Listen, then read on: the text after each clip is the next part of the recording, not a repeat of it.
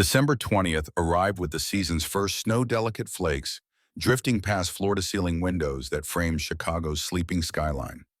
Alexander Hartwell stood barefoot on cold marble, watching the city below transform into something cleaner than it had been hours before.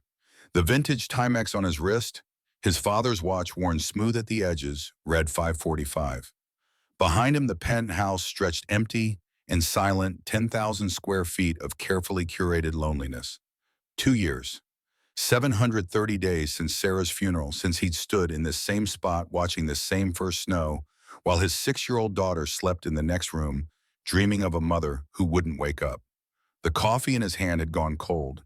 He drank it anyway, tasting nothing. The memory arrived unbidden, Sarah's hospital room that final Christmas Eve, her hand paper-thin in his. Emma curled on the vinyl sofa, small body rising and falling with exhausted sleep. Outside that window too, snow had fallen, nature's indifferent beauty continuing while his world ended. Her voice barely a whisper. "Promise me you'll find love again." He'd wanted to promise anything that would ease the fear in her eyes. "I can't promise that." "Then promise you won't close your heart." The lie had come easily. "I promise." But promises made to the dying carried weight. 2 years of breaking that vow, 2 years of building walls brick by brick, testing the world to prove everyone was exactly as merciful as Amanda Whitmore had been when she'd rejected his college roommate for having better prospects. That woman had taught him young love was transaction and everyone had a price. Emma's bedroom door opened. She shuffled out in flannel pajamas, dark hair matted on one side, eyes squinting against even the dim pre-dawn light. "Is it snowing?" "First snow of the season." She pressed against the window, breath fogging glass. Mama loved first snow. The tightness in his throat made speaking difficult. She did. Pancakes. Sarah's recipe, the one she'd perfected during their struggling student days when creativity mattered more than money. He measured ingredients by muscle memory, while Emma set the table with the careful precision of a child who'd learned too young that helping meant being needed. The batter sizzled. He flipped them, golden brown plated them with butter melting into steam. Emma took one bite and set down her fork. "These taste different." "Different how, sad." He stared at his daughter, 8 years old and reading his grief like headlines. "Pancakes can't be sad." "Yours can." The door chimed. Patricia Williams arrived with her usual brisk efficiency, 65 years of practical wisdom wrapped in a cardigan that had seen better decades. She'd been Sarah's hospice nurse, then somehow had become Emma's nanny grandmother, and the only person besides his attorney, Mike Davis, who still told Alex the truth. "Morning, you two. Ready for the last week before winter break?" Emma turned solemn eyes to the older woman. "Pat, does Daddy seem sad to you?" "Honey, your daddy's always a little sad." "I wish he'd be happy again." Alex stood at the counter, pretending the coffee maker required his full attention, knowing they were discussing him as if he'd already left the room. Perhaps he had. Perhaps he'd been absent for 2 years, going through motions, while the essential parts stayed frozen in that hospital room. His phone buzzed. Calendar reminder, date number 6 tonight. Veronica Caldwell. Below it, a text from Mike, still doing this testing. He deleted the message without responding. Just one more. If she passed, he'd stop. If she failed, he'd have the proof he needed that Sarah had been wrong. That kindness was performance, and everyone eventually showed their price. The restaurant that evening was all exposed brick and Edison bulbs, the kind of place that charged $30 for pasta and called it artisanal. Alex had chosen Goodwill slacks and a thrift store blazer, leaving his Rolex in the penthouse safe and wearing his father's old Timex instead. The Honda Civic rental waited in the garage while his Tesla collected dust. His wallet held a single $5 bill and an expired credit card that would decline on cue. Veronica Caldwell arrived 10 minutes late, which the reservation system logged as precisely on time for someone important. Marketing executive, her profile had said. Looking for genuine connection, her bio promised. She'd Googled him. He could tell by the way her eyes cataloged his cheap suit and found it wanting. So tech security, that must be lucrative. He kept his voice deliberately vague. It pays the bills. What kind of car do you drive? Honda. Gets me where I need to go. Something flickered across her face, disappointment measured in micro expressions she hadn't learned to hide. The rest of the date proceeded with mechanical politeness, both of them performing a script neither believed. When the check arrived, $187 for food he'd barely tasted, he executed his test with practiced precision. Wallet out, face falling, padding pockets with choreographed embarrassment. "Oh no, I thought I had my card." The shame felt real because lying to strangers had become its own kind of truth. Veronica's expression went ice cold. She paid with her corporate card fingers tight on the pen as she signed. Her phone emerged from her purse. Urgent text to someone more worthy of her time. "Actually, I just got a message. Emergency at work." She stood before dessert arrived, gathering her coat with movements sharp enough to cut. "Thanks for dinner." The sarcasm hung in the air like perfume after she'd gone. Alex sat alone with two untouched slices of tiramisu, the waiter hovering uncertainly until he pulled out his platinum card from the inner jacket pocket and paid the full bill plus 50% tip. The young man's confusion was almost touching. Outside, snow fell harder now, accumulating on sidewalks, where late December crowds hurried home to families and warmth. Alex's footsteps crunched. Chicago's winter closed around him like a fist, beautiful and merciless. 6 failures, 6 women who'd proven his hypothesis correct, who'd shown their true faces when money disappeared. Sarah's voice echoed in memory, gentle contradiction to his cynicism. "Not everyone's like that, Alex." He sat in the rental car engine running heat-blasting cold air that would eventually warm. His fingers found his phone. Typed to Mike, "You're right, I'm stopping." Deleted it. Typed instead, "One more, date number 7. The response came immediately. "This is unhealthy, brother." Another message I know. But knowing and stopping were different countries separated by an ocean he couldn't cross. Morning arrived too early. Rosie's Diner squatted on the south side like it had been there since the neighborhood was built and would remain long after everything else crumbled. The neon sign flickered open in pink and blue, one letter darker than the others. Through the plate glass window, Alex could see the early shift beginning, a woman in a faded uniform, moving between tables with the efficiency of someone who'd walked these patterns 1,000 times. Grace Morgan had started her shift at 6, which meant she'd been awake since 5 to get her son fed and to the special needs daycare that opened before most people's alarms rang.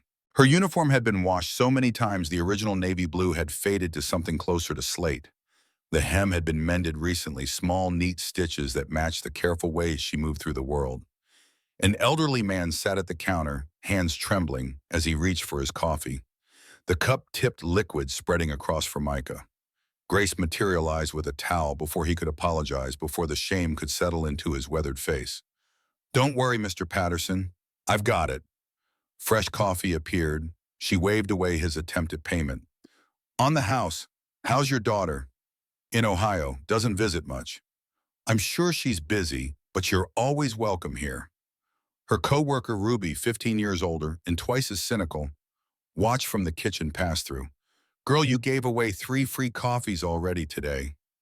They need it more than we need the $6. Boss won't like it. Boss doesn't know." The conversation flowed with the ease of ritual, 2 women who'd worked together long enough to communicate in shorthand.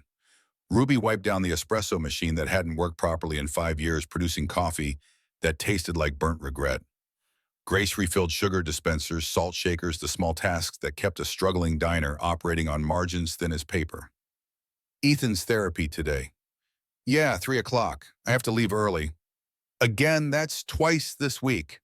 He's having muscle spasms, needs extra physical therapy. And Brad's still not paying child support." Grace's laugh carried no humor, just the bitter recognition of patterns repeating. "Brad's finding himself in Colorado. Apparently fatherhood doesn't fit his journey." The lunch rush hit like a wave. Grace handled 8 tables alone when the other waitress called in sick, moving between demanding business people and families with small children who redecorated the floors with French fries and ketchup. A harried mother tried to control 3 kids under 7, failing spectacularly. "Sorry they're a handful." Grace smiled at the children, genuine warmth cutting through exhaustion. "They're perfect. Enjoy being young." The family left $2 on a $45 check. Grace pocketed it without complaint, without the eye roll that would have been justified. She'd been that mother once counting pennies to afford McDonald's, grateful when strangers showed mercy instead of judgment. Claire, a regular who worked downtown in something that required expensive suits, left $20 on a $12 lunch. Grace's eyes went wet. She mouthed thank you to the woman's retreating back. 2:30 brought shift change. Grace counted her tips in the employee bathroom, sorting crumpled bills by denomination. $67 for 8.5 hours. She slipped 60 into an envelope marked Ethan PT in careful block letters. $7 went into her pocket for bus fare and whatever passed for dinner. In the tiny locker, she kept jeans from the thrift store and a sweater with a mended elbow. The transformation from waitress to mother took 3 minutes. The corner store sold coffee for $1. She bought one, poured half into her thermos, and approached the homeless woman who'd claimed the bus stop bench as her territory. The woman's eyes tracked her approach with the wariness of someone who'd learned kindness often came with conditions. Bless you, dear. Stay warm. Grace had done this for months, ever since the morning she'd had nothing and a stranger had bought her breakfast. Passing kindness forward was the only currency that mattered when you had nothing else to give. Alex had been watching for 20 minutes before he admitted to himself what he was doing. Mike's suggestion had been half joking. If you want to test one, real go where real people are. So he'd driven to the south side, parked across from a diner that looked like it served memories of better food, and observed through the window like some kind of detective or stalker or lonely man who'd forgotten how to connect without games. He watched Grace serve with a tired smile, watched her give free coffee to someone who couldn't afford it, watched her patient with difficult customers, kind to children, efficient in her movements. Her uniform was faded, her shoes worn through at the soles, but she moved with a dignity that money couldn't buy and poverty couldn't take away. She reminded him of Sarah. Not the Sarah from their final years when the success had smoothed rough edges, but the young nurse working double shifts to pay for textbooks, the woman who'd fallen in love with him when he'd been a scholarship student with more ambition than prospects. The decision crystallized. Date number 7, the final test. He crossed the street and entered the diner bell chiming overhead. Grace approached with a coffee pot and a smile that reached her eyes despite obvious exhaustion. Coffee, hun, please. She poured movements automatic and graceful. Rough day. You could say that. Well, coffee helps everything except heartbreak. The observation landed with unexpected accuracy. He looked at her, really looked, and saw someone who'd survived enough to recognize survival in others. Does it help heartbreak? No, but it gives you something to do with your hands while you heal. They talked. Small words at first, the comfortable nothing of strangers making connection. She recommended the pancakes made with love, she said better than hers according to her son. He ordered them. She brought them warm and golden, watching his face when he took the first bite. His eyes closed involuntarily. The taste hit him like memory. Sarah's kitchen flour dusting her nose, laughter over burnt edges and perfect centers. These pancakes tasted like home, like a past he tried to preserve in recipe cards and muscle memory, but could never quite recapture. Bad. Perfect. They taste like home. Her smile softened into something genuine, something that suggested she understood more than his words said. That's the best compliment that I've heard all week. He watched her work through the afternoon, this woman who gave free coffee and smiled at children and counted her tips in the bathroom to make rent. When the shift ended and she gathered her things, he found courage he hadn't known he still possessed. Can I ask you something? She paused, coat half on. Sure. Would you want to get dinner sometime when you're not working? Surprise flickered across her face. Me, you. I don't really date. Neither do I. We cannot date together. The unexpected phrase pulled a laugh from her, authentic and surprised. That's the strangest invitation I've had. Is it a yes? She hesitated and he watched her calculate obligations against possibilities, duty against desire. I have a son who needs me. I have a daughter. We can bring them. You want to bring kids on a first date? I want to know the real you, and your son's part of that. Something in his honesty must have resonated because her posture shifted, walls lowering slightly. Okay, but nowhere fancy. I can't afford fancy. How about the park Saturday 2 o'clock? That's actually perfect.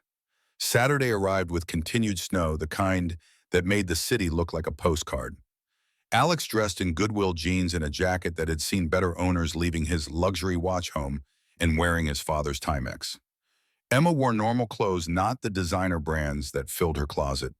They drove the rental Honda, his Tesla gathering dust, in the climate-controlled garage like a secret waiting to be discovered. Grace was late, pushing Ethan's wheelchair through slush that caught the wheels and made progress difficult.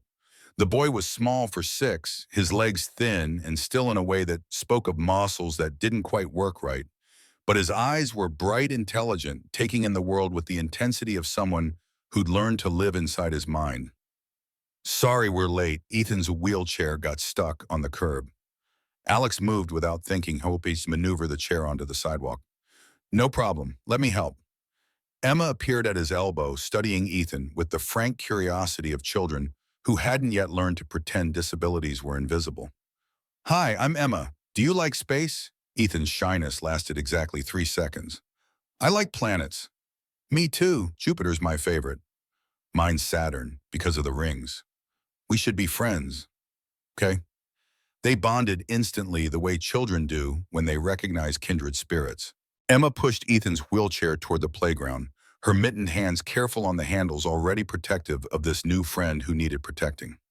Grace watched with an expression that mixed gratitude and something harder to name, perhaps the recognition that kindness from strangers often meant her son was seen as charity case rather than child. She's wonderful with him. She's used to being gentle. Her mom was sick for a long time. I'm sorry about your wife. I'm sorry about your husband. And don't be. He showed me who he was. I believe him now.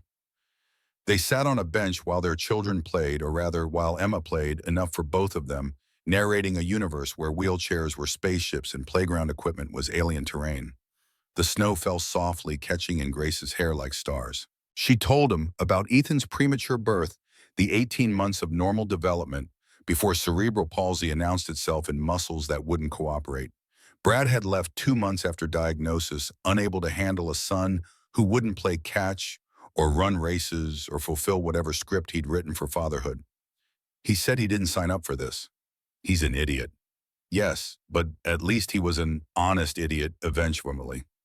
Alex shared carefully edited truths, working in tech IT support, making enough to keep Emma fed and housed. The lies felt heavier with her sitting close enough that he could smell her shampoo, something cheap and floral that reminded him of drugstore aisles and counting pennies. What was your wife like? Kind, like you. She was a nurse.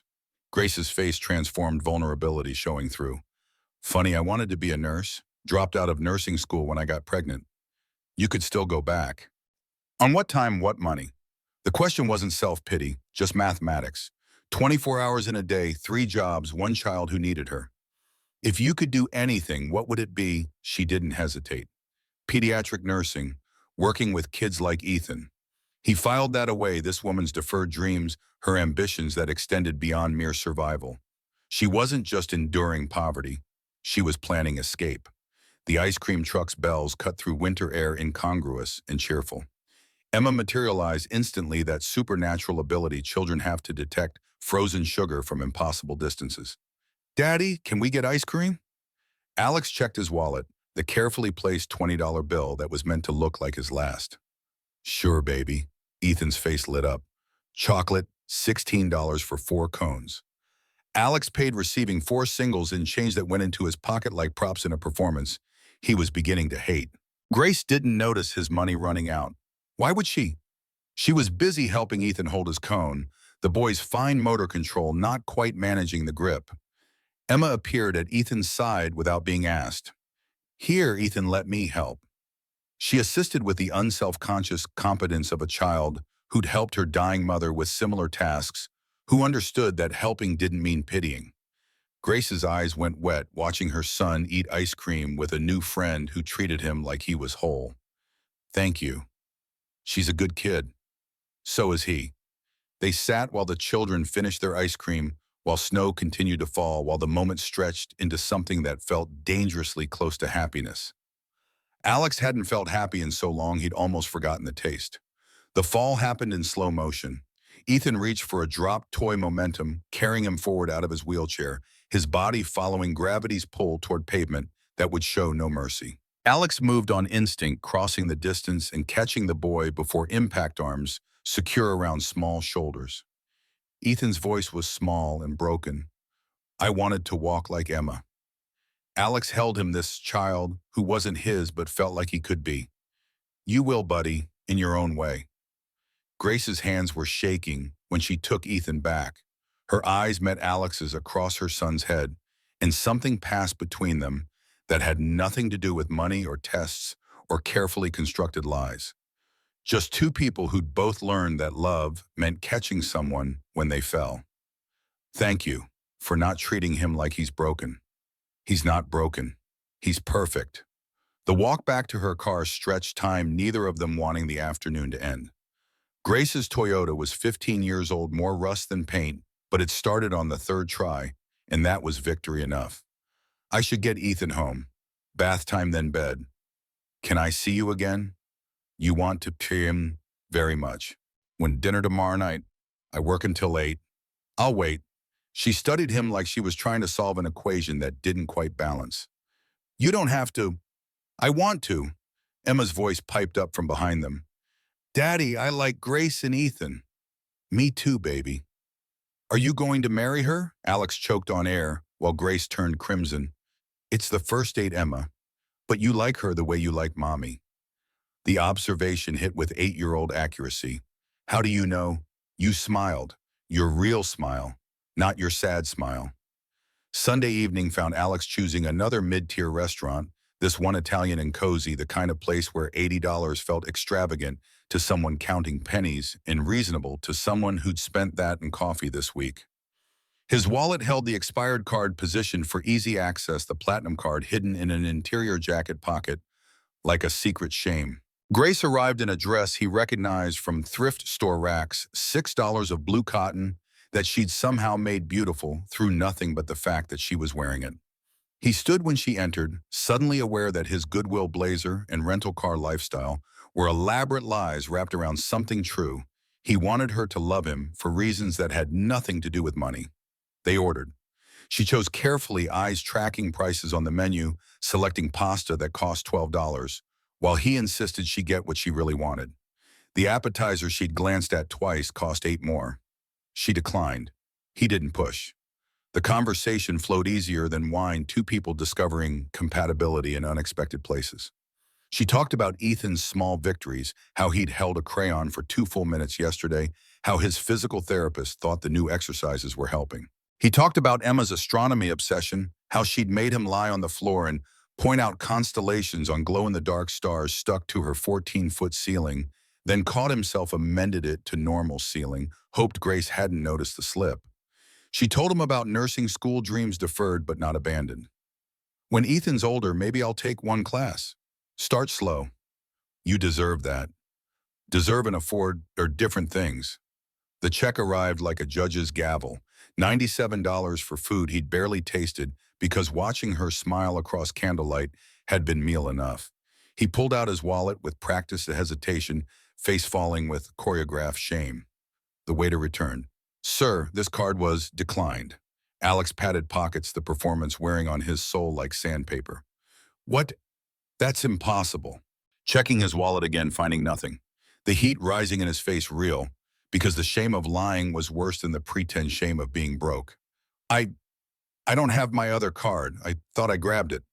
Grace's reaction would determine everything.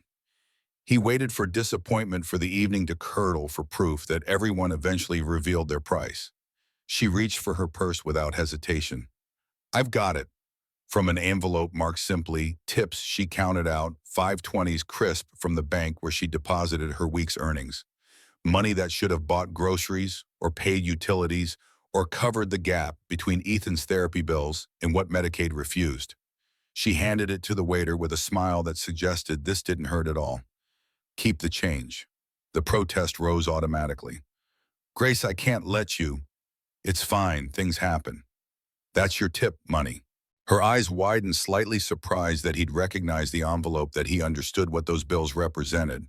It's just money. We ate right. That's what matters. Alex's chest constricted. She'd just given him $100 she desperately needed without a flicker of resentment, without the martyrdom of someone doing a favor they'd collect on later. She'd paid because that's what partners did when one fell short, because she thought they were equals in this dance. The guilt tasted like bile. She'd passed his test so completely that the test itself felt like violence. Outside, snow fell on the parking lot where her ancient Toyota waited next to his rental Honda. The night air bit exposed skin, Chicago winter showing teeth. I'll pay you back, I promise. Whenever you can, no rush. You're not upset, she looked genuinely confused. About what? That I couldn't pay. Alex, I've been on both sides of that. I get it. She pulled her coat tighter. Last month, my card declined at the grocery store. Had to put back Ethan's favorite cereal. The woman behind me paid for my groceries. That was kind. She said we all need help sometimes. So I'm just passing it on. His throat closed around words he couldn't speak. I'm a millionaire. I could buy this restaurant. I've been lying to you since we met. Instead, he said nothing, letting the moment stretch until she smiled. Thank you for tonight. I should be thanking you. For what? For being you. The kiss happened because she stepped closer because snow was falling and the world felt smaller and safer than it was. Their lips met soft and tentative question and answer. She pulled back first, checking his face for permission granted. Was that okay? More than okay. Good, because I've wanted to do that since the park. He watched her drive away and her rust bucket Toyota taillights disappearing into snow. Then he sat in the rental car and pulled out his real wallet from the glove compartment. $4,000 in cash. Platinum cards with limits that might as well be infinite. He could have paid for dinner 100 times without noticing the expense. Mike's call came on schedule. How'd it go? She passed. Then why do you sound miserable? Because I'm testing someone who'd give me her last dollar. Then stop. I can't. Why not? Because I need to be sure, all the way sure. The penthouse was dark when he arrived home, except for Emma's room where soft light spilled into the hallway. She was supposed to be asleep. Instead, she sat up in bed reading by nightlight, waiting. Did you have fun with Grace? Yes. Are you going to tell her the truth? The question landed like a blow. What truth? That we're not poor daddy. I heard you talking to Uncle Mike. He sat on the edge of her bed, this child who saw too much and understood more. Emma, Mommy wouldn't like you lying. The words hung between them, accusation and prophecy. He had no answer that didn't confirm what she already knew. He was betraying everything Sarah had taught him about honesty and kindness and treating people like they mattered. You should tell her, before she finds out. Emma turned off her light conversation over, leaving him in darkness to contemplate the truth she'd spoken. He should tell Grace, before she discovered his deception, before the lie destroyed whatever real thing was growing between them. But not yet, not until he was certain. Just a few more dates, a few more tests, absolute proof that she loved him without the money complicating everything. The following weeks blurred together in a montage of stolen afternoons and careful lies. Date 3 at the museum on free admission day, Emma and Ethan bonding over dinosaur bones while Grace and Alex talked in quiet corners. When Ethan couldn't see over the crowd, Alex lifted him without being asked, holding the boy so he could read every placard, understand every display. Date 4 walking through neighborhoods because Alex's car had supposedly broken down, another lie, another brick in the wall he was building between truth and whatever he told himself he was protecting. Emma pushed Ethan's wheelchair while they talked about Sarah's death and Brad's abandonment, both of them carrying scars that wouldn't quite heal. She asked what he made. He lied, $50,000 a year after taxes. She shared her $35,000 combined from 2 jobs. The number landing like confession. He watched her calculate his supposedly modest income and find him acceptable, and hated himself a little more. They held hands, walking snow, crunching underfoot. Their children whispered and giggled, ahead already conspirators in whatever future was building, despite Alex's best efforts to control it through deception. At her apartment building 3 floors up, elevator broken, graffiti in the stairwell, she stopped him at the door. It's small, messy. I'm embarrassed. I don't care about that. I care. He kissed her on the stoop, no catching in her hair like diamonds she'd never own, tasting her smile against his lips. She pulled back just enough to whisper against his mouth. I'm falling for you. Is that crazy? If it is, we're both crazy. Monday brought Richard's escalation. The boardroom of Hartwell Digital Security smelled like leather and ambition, 10 people around polished wood making decisions that affected hundreds of employees and millions of dollars. Richard sat across from Alex's presentation deck-ready corporate coup dressed in business casual. The merger with Titan Security is worth $90 million. Alex kept his voice level. We don't need a merger. We're doing fine. Fine isn't great. Dad built this company to be great. Dad built this company to help people. Security isn't about profit, it's about protection. You're letting sentiment cloud business. Board member Peterson, 58 and skeptical, leaned forward. Alex, your brother has a point. We vote next week. Until then, status quo. After the meeting, Richard cornered him in the executive hallway where assistants pretended not to notice family drama unfolding. This is about that woman, isn't it? What woman? The waitress. I had you followed. Rage ignited, swift and dangerous. You did what? You're seeing some single mom from the South Side. That's none of your business. It is when it affects the company. Richard's smile held no warmth. You're distracted, emotional, making poor decisions. Caring about someone isn't a poor decision. It is when you're lying to her about who you are. The world tilted. Richard knew. Of course he knew. Richard made it his business to know everything that could be weaponized. Yeah, I know. You're playing poor. What happens when she finds out? That's between me and Grace. Not if it makes you unfit to lead. Richard straightened his tie, victory already assumed. I can call a vote of no confidence. Get the board to override you. You wouldn't. Watch me. That same afternoon, Grace was learning truths that would shatter everything. Ruby watched her friend glow with new relationship energy, the kind that made double shifts feel manageable and poverty feel temporary. You're glowing. This new man treating you right. He's wonderful. What's he do again? IT support. Makes decent money. Decent how? He said $50,000 a year. And you believe him? The question landed wrong assumption that Grace was naive rather than trusting. Why wouldn't I? Before Ruby could answer, a customer entered. Claire, the regular, who tipped well and treated service workers like humans, spotted Grace and smiled with recognition. Grace, haven't seen you in forever. They caught up briefly, small talk about weather and holidays, until Claire's expression shifted into confusion. Hey, crazy question, is your new boyfriend Alexander Hartwell? Grace's world tilted slightly. Alex, how do you know? I saw his photo in Business Week, CEO of Hartwell Digital Security. The words made no sense, syllables in wrong order.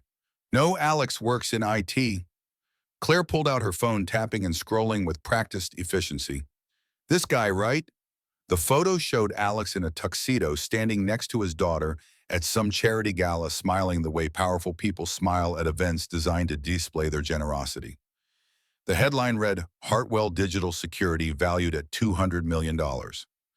Grace sat down hard in the nearest booth. That can't be right. It's definitely him. I met him at that gala. He donated $100,000. The number was meaningless. Might as well have been a million, a billion, infinity. He told me he makes $50,000. Claire's face crumpled into sympathy. Grace, I'm sorry. I thought you knew. I need to go. Ruby covered the rest of her shift without being asked. Grace walked to the public library, 2 blocks away, the only place she could access internet without paying. The computers were old, the connection slow, but Google was patient with poverty. She searched Alexander Hartwell. Article after article loaded, tech CEO worth $42 million. Widower raising daughter alone. Philanthropist who donated over $1 million to children's hospitals and medical research. Photos of him in expensive suits, driving luxury cars, living in a penthouse that cost more than she'd earn in 10 lifetimes. Every article, every photo, every detail was another lie revealed. The cheap clothes, the broken card, the Honda Civic, the $50,000 salary. All of it performance, all of it designed to make her believe they were equals when they'd never been anything close. She called Ruby from the library steps, voice shaking with betrayal and rage, and something worse, humiliation. He lied about everything. Maybe there's an explanation. What explanation makes lying okay? Talk to him. I don't want to talk. I want to never see him again. But Alex called that evening before she could block his number, his voice warm and unsuspecting. Hey, I was thinking we could. I know who you are. Silence, profound and damning. What? Alexander Hartwell. CEO, $42 million. Ring any bells? More silence. She could hear him breathing, could picture his face as the light collapsed. I can explain. Explain how you lied to me for 2 weeks. I didn't lie, I just didn't tell you everything. The excuse ignited something volcanic. That's the same thing. Can we talk in person? No. Grace, please. I paid for your dinner with money I needed for Ethan's therapy. Do you know how that feels now? His voice cracked. I know, and you made me feel sorry for you, and the whole time you could buy 1,000 dinners without thinking about it. I was testing you. The words came out defensive, desperate. Testing me. I needed to know if someone could love me without the money. So you used me. No, I mean yes, but which is it? It started as a test, but then I fell for you. Convenient. She was crying now, hot tears of rage and grief. Brad had left because Ethan was too hard, too expensive, too much work. At least Brad had been honest about his selfishness. But Alex had pretended to be good, had performed kindness, while treating her like an experiment. Brad left me because Ethan was too hard, too expensive, too much work. I'm not Brad. No, you're worse. Brad was honest about being selfish. You pretended to be good. I am good. Good people don't manipulate waitresses for fun. He broke then, voice ragged. You're right. You're absolutely right. I'm sorry. Sorry doesn't fix this. What can I do? Nothing. There's nothing you can do. Don't give up on us. There is no us. There never was. Just a rich man playing poor and a stupid woman who believed him. You're not stupid. I believed you loved me. I do love you. The shout was raw, desperate, true. Don't say that. It's true. I don't believe anything you say anymore. She ended the call before he could respond, before she could weaken, before the tears overwhelmed her completely. In his penthouse across the city, Alex stood at the window watching snow fall on a city that no longer felt like home, holding a phone that had just delivered the consequences of his choices. Emma found him there an hour later, this man who'd forgotten how to cry until grief taught him the skill. Daddy, is Grace mad at you? Very mad. Because you lied. Yes. Are you going to fix it? I don't know how. Say sorry and mean it. I did. She won't listen. Then say it louder. But some apologies couldn't be shouted. Some trust once broken stayed broken no matter how loud the regret. Emma's fever spiked on Thursday night thermometer, reading climbing past 103, despite children's Tylenol and cool washcloths. Pat called Alex from the penthouse with practiced calm that didn't quite hide concern. She's asking for her mother. The words carved out his chest. Emma never asked for Sarah anymore, had learned that wanting the dead changed nothing. But fever brought delirium, and delirium brought truth. His 8-year-old daughter still needed a mother he couldn't provide. I'm coming home. The penthouse bedroom that usually felt like a sanctuary had transformed into sock room. Emma, small and pale against pillows, skin hot enough to burn. Her eyes opened when he entered, unfocused and glassy. Daddy, I don't feel good. I know, baby. We're going to make you better. Where's Mama? The question was knife to old wound. Mama's not here, sweetheart. I want Mama. I know you do. She thrashed in fever dreams, calling for Sarah and then for Grace, the two women tangling in her sick child's mind until they became interchangeable, both caregivers, both safe, both absent when needed most. At 2 in the morning, the fever broke 104, and Alex called the pediatrician, who said bring her to the emergency room, better safe than sorry with temperatures this high. Chicago Children's Hospital at 3 a.m. was fluorescent brightness and sanitizer smell, tired residents and worried parents creating tableaus of exhausted vigil. Emma got triaged quickly. Hartwell name and insurance cutting through bureaucracy, and within an hour was hooked to IV fluids, while doctors ran tests for influenza and strep. Alex sat beside her bed, holding her small hand, watching saline drip through plastic tubes, remembering Sarah in a different hospital bed with different tubes carrying different fluids that hadn't been enough to save her. Emma slept fitfully, fever finally starting to break under medical intervention. His phone buzzed. Text from a number not in his contacts. I heard Emma's sick. Is she okay, Grace? Somehow she'd found out, probably through hospital staff who knew them both. He typed back, "Fever. They're monitoring. She'll be fine." The response came quickly, "I'm glad. Tell her I hope she feels better. Then I'm working tonight. Pediatric floor if you need anything." The offer landed complicated and careful professional courtesy, extended despite personal devastation. Grace was on shift, which meant she was here in this building, close enough to find if he wanted. But wanting and having permission were different territories. Emma woke around 5 fever broken enough that her eyes focused properly. "Daddy. Right here, baby. Am I going to die like Mama?" The question was small and terrible, 8 years old and already acquainted with mortality. "No, you have the flu. You're going to be fine. Promise, I promise." She drifted back to sleep while dawn crept through hospital windows, sterile light replacing fluorescent artificial. Alex's phone buzzed again, this time a number he recognized, Richard. "Board vote moved to tomorrow. Be prepared." The text was threat-wrapped in corporate efficiency. Richard was accelerating his timeline, using Alex's distraction to press advantage. Tomorrow was Friday. Alex had less than 24 hours to save his company or lose everything he'd built since Sarah died. Grace appeared in the doorway around 6 a.m. shift, nearly over, still wearing scrubs that marked her as staff rather than visitor. She looked uncertain, standing there like she'd walked this far on impulse and regretted it halfway. "I heard Emma was here. Thought I'd check." Alex stood careful not to disturb his sleeping daughter. "Thank you for coming." "I didn't come for you. I came for her." But Grace's eyes softened, looking at Emma's small form under hospital blankets. "How's she doing?" "Better. Fever's down to 101. They think it's influenza A." "That's rough." Grace moved closer, nurse instincts overriding personal hurt. She checked Emma's IV line with professional competence, adjusted the blanket, felt her forehead with practiced assessment. "She's a fighter. Like her mother. Like both her parents." The acknowledgement felt like olive branch slight, but present.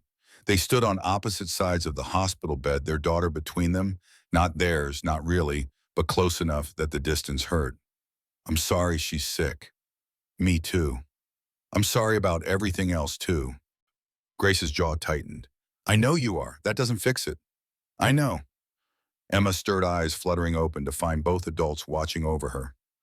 Confusion crossed her face, then something like hope. "Grace? Hey, Emma, heard you're not feeling so hot." "I have the flu." "I heard. That's no fun. Are you and Daddy friends again?" The question hung between them, innocent and impossible. Grace glanced at Alex, then back to Emma with manufactured brightness. "Your daddy and I are complicated right now." "Because he lied." Grace's surprise was visible. "You know about that?" "I told him to tell you the truth. He didn't listen." Emma's fever-bright eyes turned accusatory toward her father. "Mama wouldn't like him lying." "Your mama was a smart woman. She told Daddy to find love again before she died, but I think she meant honest love." The observation came from a child who'd spent too much time around dying people and learned to parse meaning from adult silences. Grace's throat worked, swallowing emotion. "You're very wise for 8. That's what Daddy says." Grace checked her watch, the movement signaling departure. "I should go. My shift ended 10 minutes ago." "Will you come back?" Emma's voice was small, hopeful. "I don't know, honey. Please, I miss you and Ethan." Grace's eyes went wet. She touched Emma's hand briefly, the gesture careful and kind. "Get better first. Then we'll see." She left without looking at Alex, footsteps echoing in the hallway until silence swallowed them. Emma watched her father with eyes too knowing. "You really messed up, Daddy." "I really did." "How are you going to fix it?" "I don't know if I can." "Mama always said everything worth having is worth fighting for." "When did she say that?" "When she was sick. She said she was fighting for us because we were worth it." Emma's hand found his fingers small and warm. "Maybe Grace is worth fighting for too." 1 week crawled past, measured in unanswered calls and deleted voicemails. Alex's phone showed 15 attempts, each one rejected before the first ring finished. Text messages accumulated, unread blue bubbles of desperation, stacking in a conversation that had become monologue. Grace had blocked him everywhere except the number itself, leaving just enough connection to refuse him actively rather than passively. Richard's boardroom ambush came on a Wednesday morning when Chicago's sky hung low and gray threatening snow that wouldn't fall. 7 board members sat in leather chairs worth more than Grace's monthly rent, faces arranged in expressions of concern that barely masked their hunger for change. We're calling an emergency vote. Alex's recent behavior demonstrates impaired judgment that threatens company stability. Peterson adjusted his reading glasses, the movement deliberate theater. Specifically, Alexander has been engaging in a relationship under false pretenses with a service worker. The potential for scandal is significant. Alex's attorney, Mike Davis, sat beside him, presence a reminder that friendship sometimes meant watching someone destroy themselves while providing legal cover. Mike's hand on his arm suggested restraint, patient strategy. Alex shook it off. My personal life has no bearing on my ability to lead this company. Richard's smile was all professional sympathy with shark teeth underneath. Your personal life involves lying to a vulnerable single mother while testing her like she's a research subject. When this becomes public, and it will, the optics are catastrophic. It won't become public. You sure about that? She works at a diner. People talk. Customers overhear things. Richard slid a manila folder across polished wood. We've already had inquiries from a local reporter asking about your dating life. The folder contained printouts, photos of Alex and Grace at the park, at the restaurant, walking with their children. Someone had been documenting their relationship with telephoto lenses and timestamps. Professional surveillance dressed as due diligence. You had me followed. I protected company interests. Richard's tone suggested this was reasonable, necessary, the kind of hard choice leadership required. The vote happens next Wednesday. You have 1 week to resolve this situation before we remove you as CEO. After the meeting, Mike steered Alex into an empty conference room where floor-to-ceiling windows framed a city that suddenly felt hostile. They can't actually remove you. You're majority shareholder. They can make my life difficult, tie up decisions in litigation, force a public fight that tanks stock value and employee morale. And so what are you going to do? Alex stared at the skyline, at buildings full of people living honest lives without elaborate deceptions. I don't know. You could tell the truth. Public statement. I made mistakes. I'm working to make amends. Show vulnerability. People respect that. Grace wouldn't. You don't know that. Yes, I do. Alex's reflection in the window looked older than 38, worn down by grief and poor choices. She told me, good people don't manipulate waitresses for fun. She's right. Mike was quiet for a moment, the kind of silence that meant friendship was about to collide with honesty. Sarah wouldn't have wanted this. The testing, the lying. She'd want you to be better. Sarah's dead. That doesn't make her wrong. The words landed like absolution Alex didn't deserve.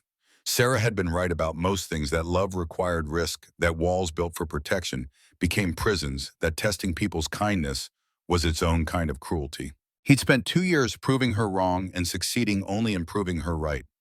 I need to see Grace. She doesn't want to see you. I know, but I have to try. Rosie's diner looked the same as it had 3 weeks ago when Alex had first watched through the window, but everything else had shifted. He sat in the rental Honda across the street, working up courage that felt increasingly pathetic. A grown man scared of a waitress half his net worth because she'd seen through his performance to the coward underneath. Grace emerged during her break, pulling on a coat too thin for December's bite. She walked past his car without glancing over muscle memory, carrying her to the corner store for coffee she'd share with the homeless woman who'd become her ritual. The exchange happened quickly. Half a cup of warmth changing hands, brief words Alex couldn't hear, but could imagine. Kindness as reflex generosity that had nothing to do with surplus. He intercepted her on the walk back. Grace, please. Just 5 minutes. She stopped walking but didn't turn. I have nothing to say to you. Then don't say anything, just listen. Why should I? Because I'm begging. The word came out raw, stripped of pride. I know I don't deserve it, but I'm asking anyway. She turned then, and the exhaustion in her face hit harder than anger would have.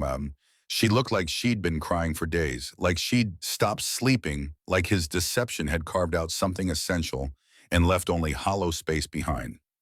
You have 3 minutes, then I'm going back to work. They stood on the sidewalk while pedestrians flowed around them, 2 people creating an island of frozen conversation in Chicago's moving stream. Alex had rehearsed speeches, prepared explanations, but her tired eyes made every practiced phrase feel like additional manipulation. I'm sorry for all of it. The lying, the testing, making you feel like an experiment instead of a person. Is that supposed to make it better? No, nothing makes it better. He pulled an envelope from his jacket pocket, her tip money counted out exactly. I'm paying you back the $97 from dinner plus interest. She stared at the envelope like it was evidence in a trial. You think money fixes this? I think it's the least I can do. The least would have been honesty from the start. You're right. She took the envelope movement sharp with barely controlled rage. Why did you really do it? Not the excuse about testing, the real reason. The question demanded truth he had been avoiding even in therapy sessions with Dr. Sarah Wilson that Mike had insisted on. Because if I could prove everyone was terrible, I'd never have to risk being hurt again. If I stayed alone, I stayed safe. And now I realize being safe isn't the same as being alive. You made me feel alive again, Grace. And that terrified me. Her eyes went wet, but no tears fell like she'd cried herself dry days ago.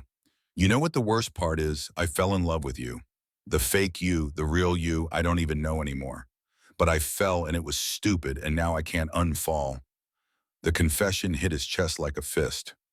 Grace, your 3 minutes are up. She walked away before he could respond, before he could tell her that he loved her too, that the parts she'd fallen for were the only real parts left. The envelope of money stayed in her hand, crumpled by fingers that had earned every dollar twice over. Friday morning brought the board meeting and Alex's potential execution. Mike met him in the lobby of Hartwell Digital Security with coffee and resignation. You look like hell. Didn't sleep. Emma was sick all night. Is she okay? She will be. Alex took the coffee, burned his tongue on liquid too hot to drink. What's our strategy here? Honestly, hope Richard doesn't have the votes. That's not a strategy. It's the truth. Mike's expression was grim. He's been calling board members all week. Peterson's with him. So is Matthews. We need to flip someone or you're out. The boardroom felt like a courtroom, same power dynamics dressed in business casual. 7 members sat in judgment, while Alex took his usual seat at the table's head position, suddenly feeling provisional rather than permanent. Richard began without preamble. The purpose of this meeting is to address concerns about Alexander's fitness to lead this company. Over the past month, his personal conduct has demonstrated impaired judgment that puts our reputation and financial stability at risk. Peterson jumped in on cue. The relationship with Grace Morgan, conducted under false pretenses, creates significant legal exposure. She could claim fraud, emotional distress. The publicity alone would damage our brand. Alex kept his voice level, despite rage simmering underneath. My relationship with Grace has no bearing on company operations. We've met every quarterly target. Revenue is up 18% year over year. Employee satisfaction scores are at record highs. Because you're distracted trying to buy goodwill instead of making hard decisions. Richard pulled out spreadsheets, numbers arranged to tell whatever story he wanted. We've turned down 3 acquisition opportunities that would have increased market share. We're bleeding talent to competitors who offer equity packages we refuse to match. Your sentimentality is costing us millions. Our people stay because we treat them well. That's not sentimentality. That's sustainability. It's weakness. Richard's voice hardened. Dad built this company on strength, on making tough calls and prioritizing growth over feelings. You've turned us into a charity operation. Alex thought about his father dead 10 years from a heart attack at 53, a man who'd worked 80-hour weeks and missed every school play and baseball game in pursuit of success that killed him before he could enjoy it. That legacy wasn't worth protecting.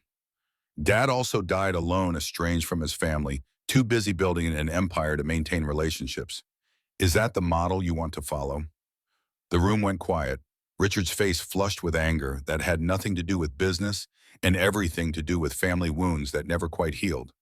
This vote isn't about Dad.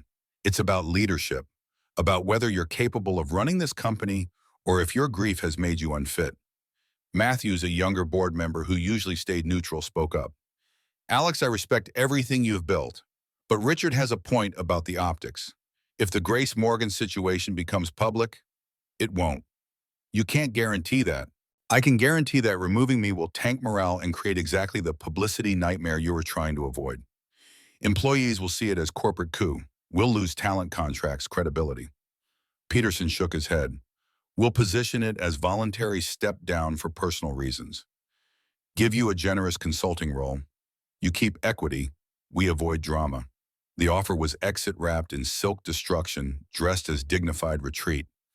Alex looked around the table at faces he'd worked with for years, people he'd trusted to share his vision of business that prioritized people over profit margins. Some met his eyes with sympathy. Others looked away. I'm not stepping down. Then we vote. Richard's satisfaction was barely concealed. All in favor of removing Alexander Hartwell as CEO and installing interim leadership, raise your hand. 3 hands went up immediately. Richard, Peterson, Matthews. A fourth hesitated. Jennifer Torres, newest board member, then rose slowly. 4 votes, 1 shy of majority. The 3 remaining members kept their hands down. Support or neutrality, it didn't matter. Alex had survived by the thinnest margin. Motion fails 4-3. Mike's voice carried relief. Alex retains his position. Richard's jaw clenched. This isn't over. Yes, it is. Alex stood done with theater. And Richard, you are fired, effective immediately. The room erupted. Richard shot to his feet. You can't. I can and I am. You violated company policy by conducting surveillance on me without board approval. You leaked confidential information about my personal life to the press. Either constitutes grounds for immediate termination. The board will never approve this. Alex turned to the 3 members who'd kept their hands down. All in favor of terminating Richard Hartwell's employment for cause. 3 hands rose. Not enthusiastic support, but legal cover was enough. Collect your personal items. Security will escort you out. Richard left with threats trailing behind him about lawsuits and consequences in family betrayal. The door closed on his anger, leaving silence that felt more like aftermath than victory. Mike waited until they were alone. That was either brilliant or suicidal. Probably both. He'll fight back. Shareholder lawsuit, wrongful termination claim, PR campaign to destroy your reputation. Let him try. Alex felt hollowed out victory tasting like ashes. I saved the company. Doesn't change the fact that I destroyed everything else. Grace? Grace. You could try again. Really try. No games, no tests. Just honesty. She won't listen. Make her listen. But making someone listen required proximity. They no longer had trust he'd incinerated. Grace had built walls higher than his had ever been, and she'd done it with better reason. The hospital discharged Emma Saturday morning with instructions for rest fluids and antiviral medication that insurance would cover because Hartwell name meant something in medical billing departments. Pat took her home to the penthouse while Alex drove to the south side with determination that felt increasingly like desperation. Grace's apartment building looked worse in daylight: graffiti, more visible, broken elevator, more obviously broken. He climbed 3 flights of stairs and knocked on a door that had been painted so many times the original color was anyone's guess. She answered in sweats and exhaustion, Ethan visible behind her in his wheelchair, watching cartoons at volumes slightly too loud to be comfortable. What are you doing here? I need to talk to you. Really talk. We've talked. No, I've apologized and you've rejected it. That's not the same as talking. She started to close the door. His hand caught it, not forcing, not pushing, just preventing closure. Please, 30 minutes. Then I'll leave and never bother you again if that's what you want. Something in his face must have convinced her because she stepped back, letting him into the small space she'd made home through sheer will and second-hand furniture. Ethan looked up from cartoons, face brightening with recognition. Mr. Alex. Hey, buddy, how you doing? Good. Mama said you lied about being poor. Grace made a strangled sound. Ethan, it's okay. Alex knelt beside the wheelchair, meeting the boy at eye level. Your mama's right, I did lie. And I'm very sorry about that. Why'd you lie? Because I was scared. And sometimes when grown-ups are scared, they make bad choices. Ethan considered this with 6-year-old seriousness. Are you still scared? A little, but I'm trying to be brave now. Good. Mama says brave is when you're scared, but you do the right thing anyway. Your mama's smart. I know. Grace's eyes were wet, watching this exchange, her son offering forgiveness. She couldn't or wouldn't. She gestured toward the tiny kitchen table where they'd shared tea once before, a lifetime among in emotional geography. You said 30 minutes. Talk. They sat while Ethan returned to cartoons, their conversation conducted in low voices under animated soundtrack. Alex had rehearsed speeches, but sitting across from her in this cramped kitchen made every prepared word feel inadequate. I fired my brother yesterday. Surprise flickered across her face. Why? He tried to remove me as CEO, used our relationship as evidence of impaired judgment. Our relationship. She said it flat, no inflection. We don't have a relationship. We did, we could again. Based on what more lies? Based on truth, complete truth. He pulled papers from his jacket, financial disclosures and background reports. Everything I should have told you from the start. My net worth, my company's value, my assets. All of it. She didn't touch the papers. You think I care about your money? No, I know you don't. That's what I should have trusted from the beginning. But you didn't. No, I tested you instead. Made you prove you weren't like my ex-wife's friend who rejected me in college, like the women I dated after Sarah died, who disappeared when I pretended to be broke. I made you pay for their sins, and that was wrong. Grace stared at the papers between them, financial worth translated to numbers that meant nothing in her world. Do you know what it felt like paying for dinner with my tip money while you had millions in the bank? I can imagine. No, you can't. You've never been poor, really poor, choosing between electricity and groceries poor, selling your blood to pay for your child's therapy poor. Her voice cracked. I gave you money I needed because I thought we were the same, because I thought you understood. I'm sorry. Sorry doesn't feed my kid. Sorry doesn't pay rent. Sorry is just another word rich people use when they mess up and expect forgiveness because they're rich. The accusation landed deserved and harsh. Alex had no defense except more apologies that proved her point. You're right about all of it. I used my money to manipulate you, then used it again to try to fix what I broke. Everything I've done has been transactional. So why are you here? Because I love you. And before you say I don't know what love is, you're probably right. Sarah knew. She loved without conditions, without tests. I've spent 2 years forgetting that lesson. Grace's tears fell now, tracking down cheeks she didn't bother wiping. Love isn't enough. It doesn't bridge the gap between your world and mine. It could if you'd let me try what playing house with the poor girl, funding my nursing school dreams like you're some kind of savior. No, learning how to be equals. Really equals. She laughed bitter and broken. We'll never be equals. You have $42 million. I have 67 in tips from this week. That's not a gap. That's a canyon. Ethan's voice cut through tension. Mama, why are you crying? Grace wiped her face quickly. Maternal instinct overriding heartbreak. I'm okay, baby. Is Mr. Alex making you sad? It's complicated. Ethan wheeled closer, moving himself with arms stronger than his legs would ever be. Mr. Alex, if you're making Mama sad, you should leave. The directive came with 6-year-old certainty, protective instinct, fierce despite his small body. Alex looked at this child he'd grown to love, this boy who deserved better than watching his mother cry over a man who'd proven himself unworthy. You're right, buddy, I should go. He stood 30 minutes, nowhere near expired, but point made regardless. Grace remained seated, crying quietly into her hands. At the door, Alex paused. I know you don't believe me, but I meant everything I said. The love, the apology, all of it. He set his business card on the table by the door. If you ever want to talk, really talk without me begging for forgiveness, call me. I won't. I know, but the offer stands anyway. Outside, snow finally began to fall, flakes that had threatened all week, finally delivering on their promise. Alex stood on the sidewalk looking up at Grace's window, knowing she wasn't watching, knowing this might be the last time he saw this building that had briefly felt like home. His phone buzzed. Text from Richard, you'll regret this.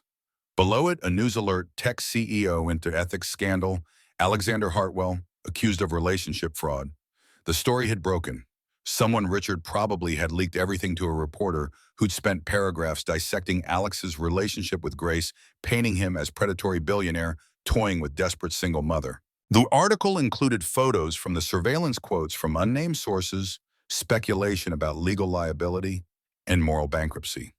Within an hour, the story was everywhere. Tech blogs, business news, social media, outraged machines. By evening, protesters had gathered outside Hartwell Digital Security headquarters with signs, "Billionaires aren't people," and "Stop exploiting workers," in most cutting test your own kind. Mike called. "You need to make a statement." Saying what? The truth, that you made mistakes but you're addressing them. Show contrition, explain context, humanize the situation. Grace doesn't want to be humanized for public consumption. Grace isn't the one with protesters outside your building and employees threatening to quit. "Then I'll resign." Silence on Mike's end, shock, rendering his attorney speechless. "You're joking." "I'm not. If my presence is toxic, I'll step down. Appoint an interim CEO, maintain a board oversight, but remove myself from daily operations." "Alex, you're letting Richard win." "I'm preventing more people from getting hurt." He thought about Grace crying in her kitchen, Ethan telling him to leave, Emma asking why he couldn't just be good. "I've caused enough damage. Sleep on it. Don't make decisions when you're this upset." But some decisions felt inevitable, gravity pulling toward conclusion that had been approaching since he'd started testing women 2 years ago. You couldn't build anything lasting on lies and manipulation. Eventually, the foundation crumbled, and everything came down. Sunday morning brought Emma to his bed before dawn, small body burrowing under covers, still warm from restless sleep. "I saw the news, Daddy." "You shouldn't be reading news." "Pat showed me. She said you're in trouble." He pulled his daughter close, breathing in her kid shampoo smell. "A little trouble. Nothing for you to worry about." "Are they going to fire you?" "Maybe, probably. Because of Grace. Because I lied to Grace. There's a difference." Emma was quiet for a moment, thinking with the intensity she brought to homework and science projects. "If you lose your job, will we be poor?" "No, baby. We'll always have enough money." "Then why does it matter?" The question was simple and devastating. Why did it matter? He'd built Hartwell Digital Security as memorial to Sarah, proof that her death wouldn't destroy him, that he could channel grief into creation. But somewhere along the way, the company had become identity, success had become shield, and he'd forgotten that none of it mattered without people to share it with. "It matters because I worked hard to build it. But you're right, there are more important things." "Like what?" "Like being a good person, like being someone you can be proud of." "I'm already proud of you, Daddy. Even when I mess up. Especially then. Because messing up means you tried." He held his daughter while morning light crept through windows, while outside the city woke to scandal and judgment, while somewhere across town, Grace was probably waking Ethan and preparing for another shift at the diner, and wondering if she'd made the right choice sending Alex away. His phone showed a new email from the board emergency meeting Monday 9 at the AM, subject leadership transition. They were going to force him out. Richard had won it after all, not through corporate coup, but through public pressure. The board couldn't afford to keep a CEO whose personal life had become liability, whose judgment had been so publicly questioned. Monday morning, Alex arrived at Hartwell Digital Security to find media vans clogging the parking lot and protesters expanded to 24 strong. Security had set up barriers, but nothing could stop cameras from capturing his walk from car to entrance, CEO doing perp walk in tailored suit. The boardroom held familiar faces and one new one, Grace sitting beside Mike, with expression that mixed fury and determination. "What are you doing here?" "I was subpoenaed." She held up legal papers. "Your brother's suing you for wrongful termination. Apparently, I'm a material witness to your impaired judgment." "Grace, I'm so sorry." "Save it." Her voice was ice. "I'm not here for you. I'm here because Richard's lawyer showed up at my apartment, threatening to depose Ethan if I didn't cooperate. A 6-year-old with cerebral palsy, so now I'm cooperating." The meeting began with Richard's attorney laying out the case: wrongful termination, fiduciary negligence, personal conduct unbecoming of corporate leadership. Grace was called to testify about their relationship, questions designed to paint Alex as manipulative predator. "Did Mr. Hartwell misrepresent his financial status?" "Yes." "Did he allow you to pay for expenses he could easily afford?" Yes. And did he pursue this relationship while concealing his true identity? Yes. Each answer was nail and coffin confirmation of everything the media had speculated. But then the attorney overreached. Would you say Mr. Hartwell deliberately exploited your financial desperation? Grace's eyes went hard. No. The attorney paused, thrown off script. But you just confirmed. I confirmed he lied. I didn't say he exploited me. There's a difference. He allowed you to pay $97 you couldn't afford, which he paid back with interest. Grace pulled out the envelope Alex had given her. Plus, he never asked me for money, never suggested I should pay. I offered because I thought we were equals and equals help each other. You thought you were equals because he lied about his wealth. He lied about a lot of things, but the person I fell in love with, that part was real. He was kind to my son, patient with my schedule, genuinely interested in my dreams. You can't fake that, or he's a better actor than seems likely. The attorney tried to recover. So you're defending the man who deceived you. I'm defending the truth, which is that Alexander Hartwell is a complicated person who made terrible choices for complicated reasons. He's not a predator. He's just broken, like most of us.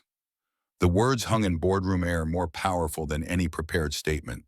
Grace stood. Is that all because I have a shift in an hour and childcare isn't free? The attorney dismissed her. She left without looking at Alex's exit as dramatic as her entrance.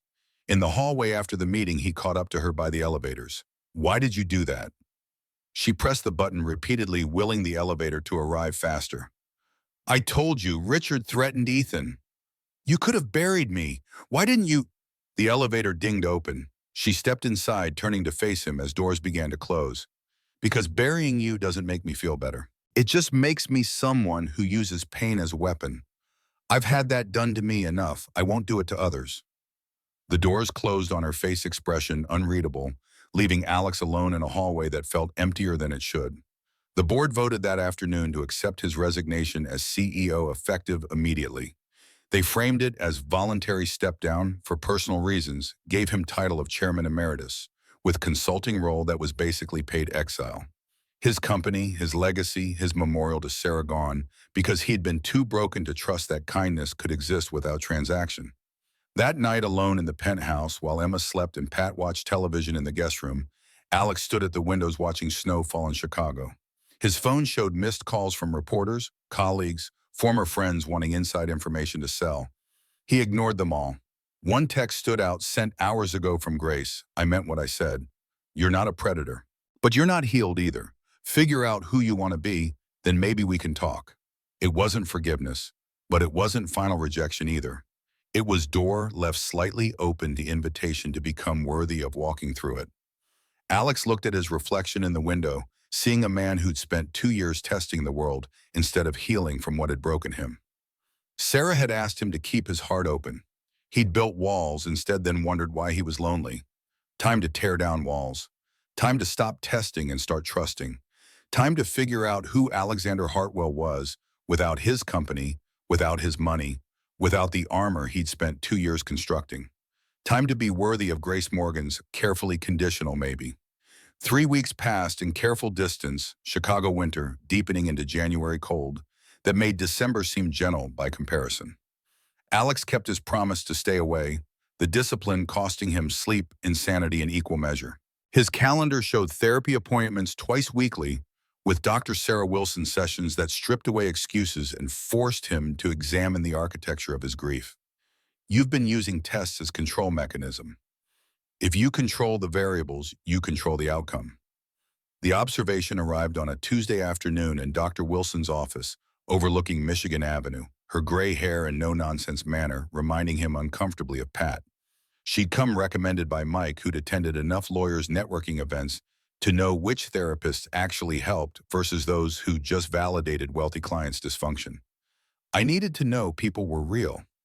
No, you needed to prove they weren't. There's a difference. Dr. Wilson's pen tapped against her notepad rhythm like a clock counting wasted time.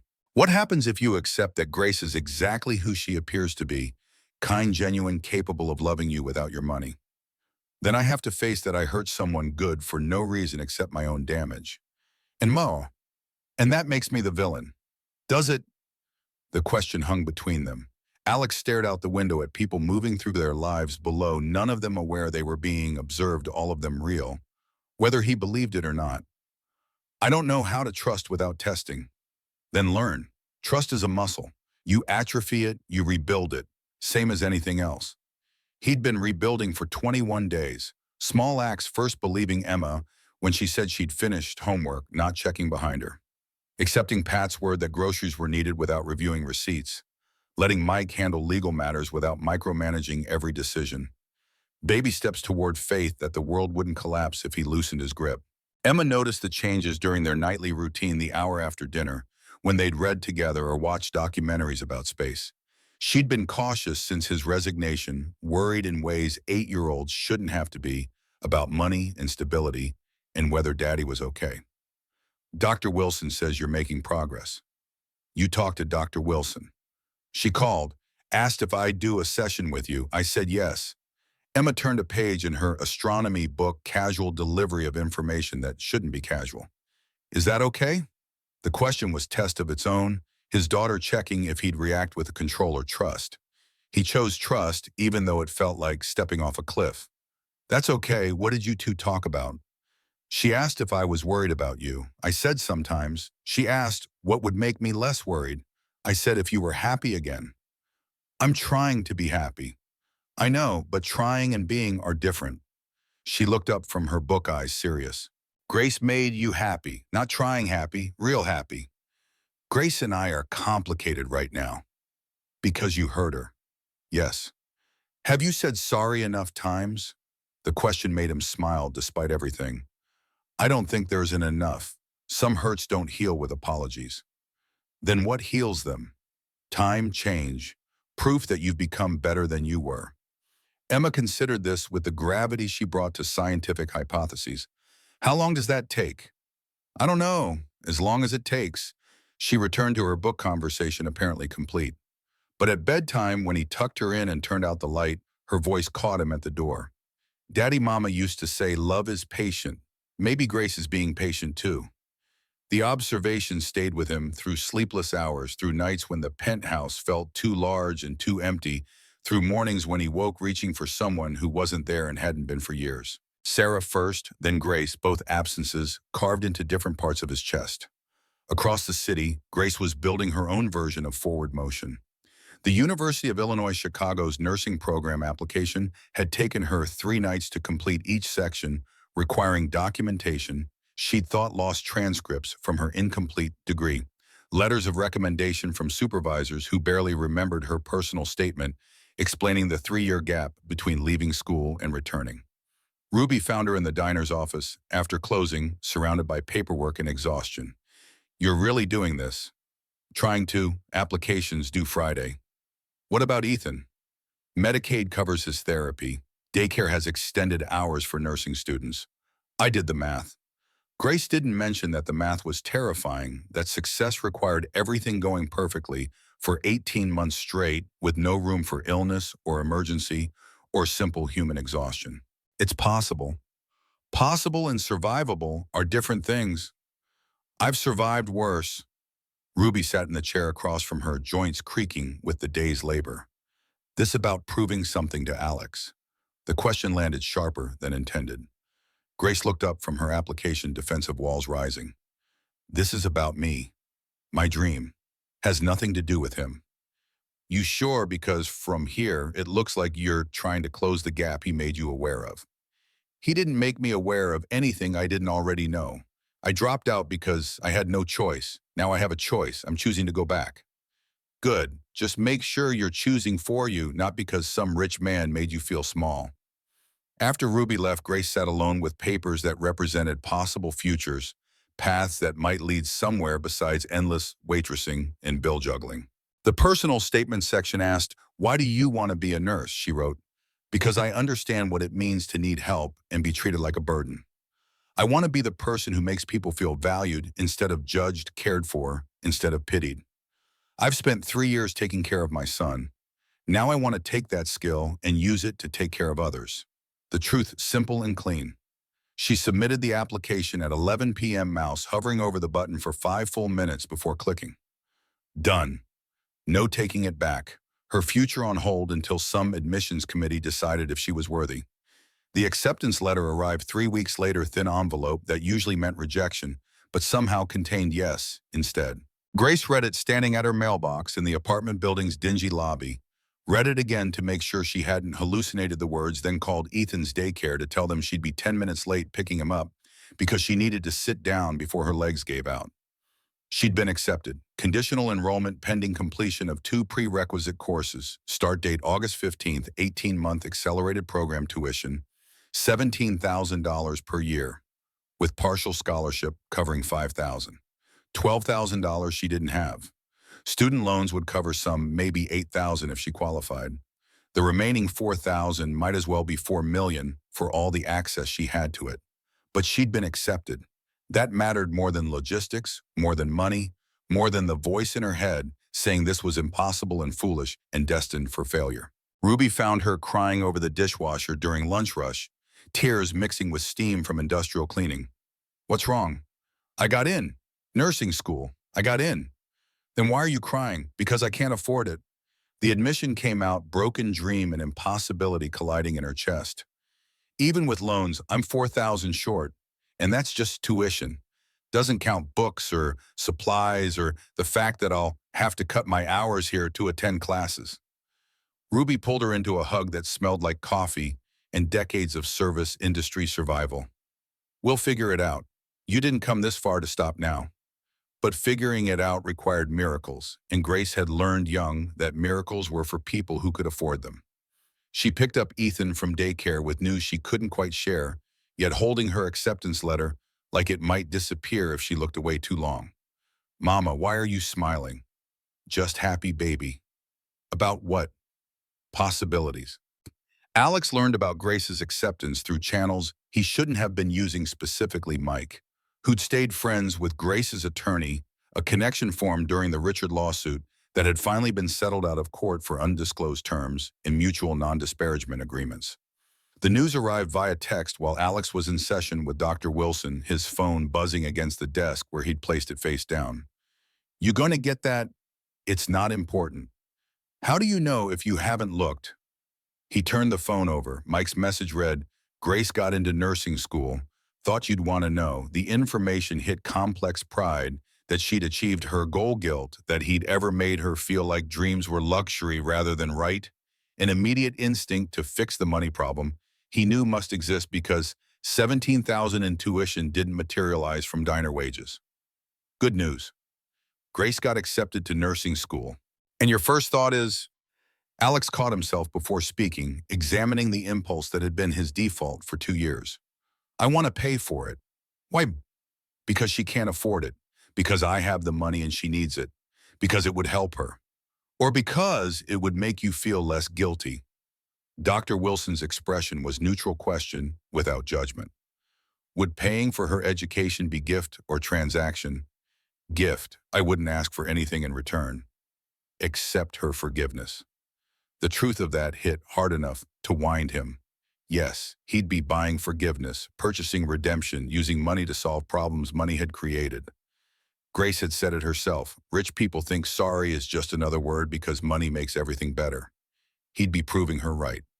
So what do? Let her struggle when I could help. You ask her what she wants, you respect her agency to choose. You offer support without strings, but you accept if she declines. And if she says no, then you've learned to trust that she knows what she needs better than you do. The advice was sound and terrible, requiring faith he was still building. But that night, sitting in the penthouse with Emma asleep and silence pressing in from all directions, Alex drafted a letter.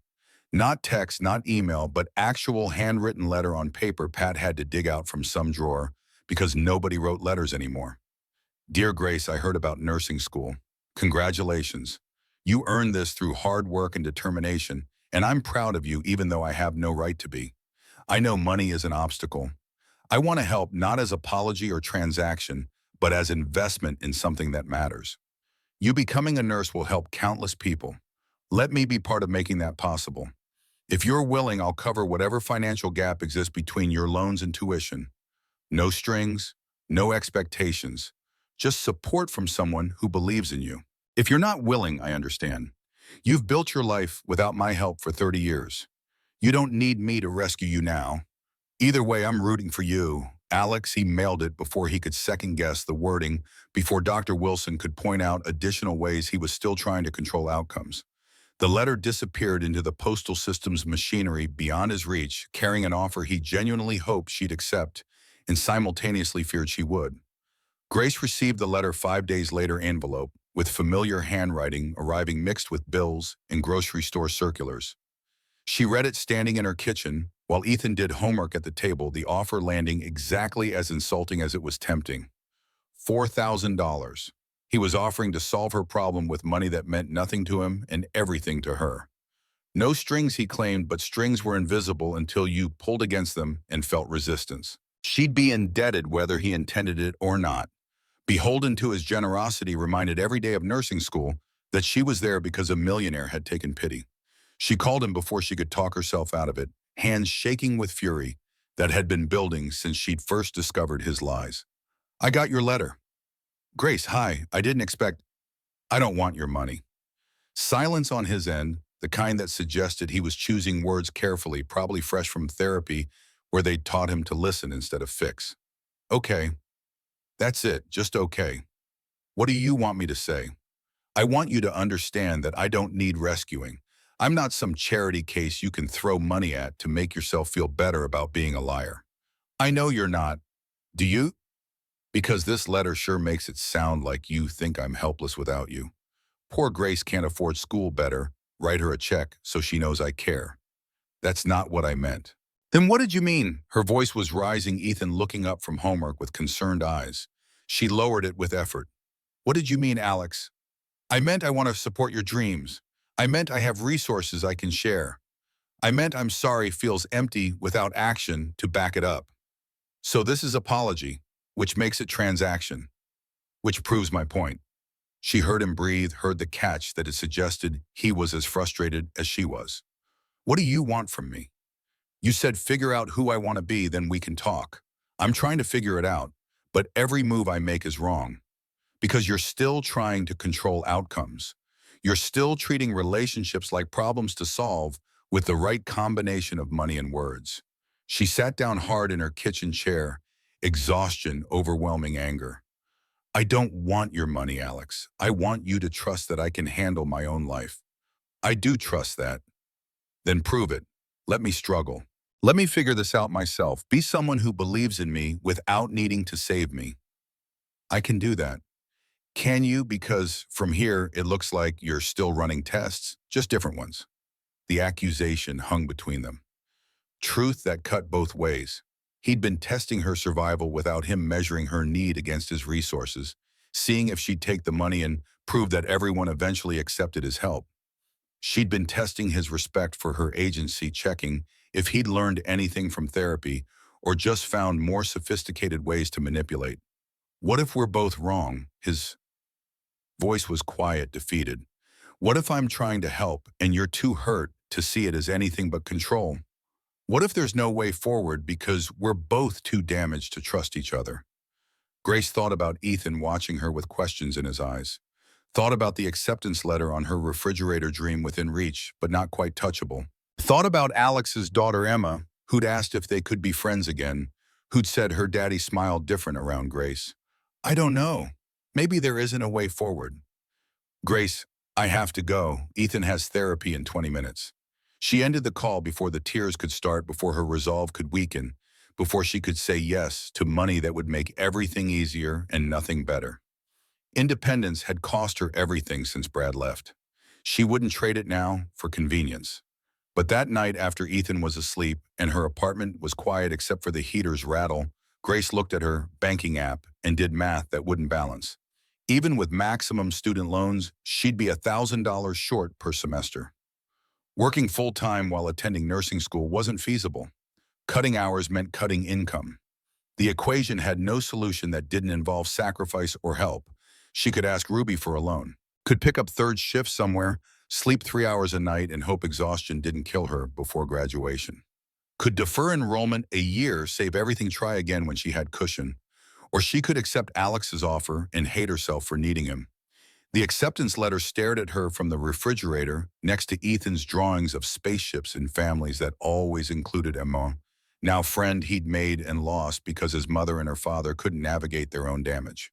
Morning brought clarity in the form of Ruby's practical wisdom, delivered over coffee before the diner opened for breakfast rush. You're being stubborn. I'm being independent. You're being stupid. Ruby softened it with a hand on Grace's arm. Baby, I love you, but pride doesn't pay tuition. It's not pride, it's self-respect. It's both, and you're going to sacrifice your dream to prove a point to a man who's already learned his lesson. Have you talked to him?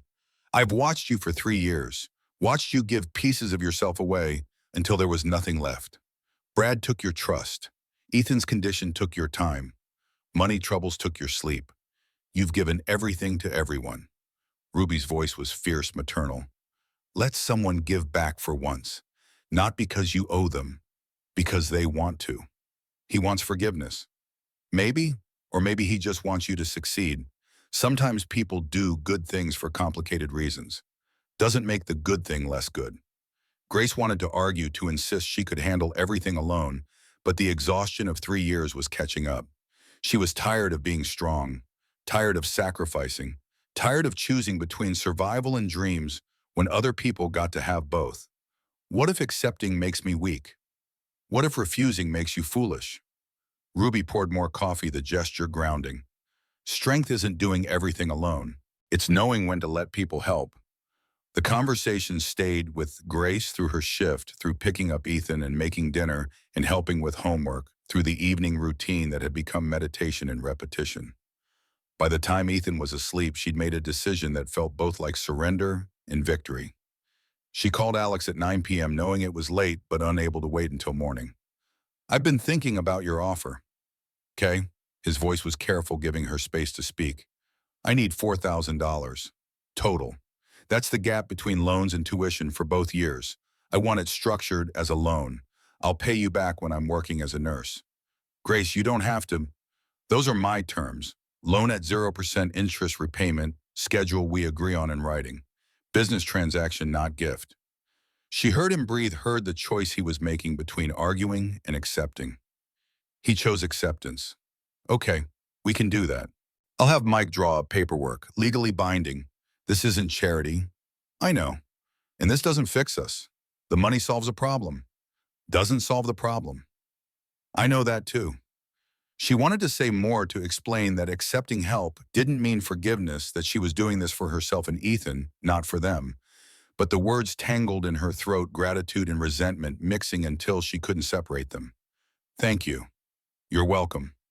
They hung up without prolonging the conversation, without turning business into personal, without pretending this was reconciliation instead of transaction. Grace felt hollowed out and hopeful in equal measure, like she'd given up something to gain something and couldn't quite calculate if the exchange was fair. Mike drew up the loan agreement within 48 hours, terms so favorable that Grace had to read them twice to believe they were real. $4,000 at zero interest repayment beginning 6 months after graduation, minimum monthly payment of $50. At that rate, she'd be paying for 7 years. The knowledge should have bothered her. Instead, it felt like breathing room, like time to build a life that could afford $50 a month without choosing between payment and groceries. She signed the papers in Mike's office with Ruby as witness, Alex notably absent from the transaction. The check arrived via courier the next day, impersonal and efficient, turning crisis into solved problem.